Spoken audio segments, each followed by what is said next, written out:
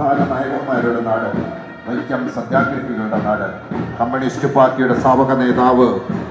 P കൃഷ്ണപിള്ളയുടെ ജന്മനാട്, പത്മേശ്വരന്റെ Nadu,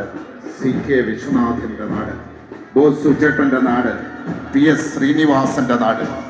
M K കേശവന്റെ Nadu, M വാസുദേവന്റെ Nadu, C N തങ്കപ്പന്റെ Nadu, Ramavarma തമ്പാന്റെ Nadu, Thulasi Ramavarma തമ്പാന്റെ Nadu,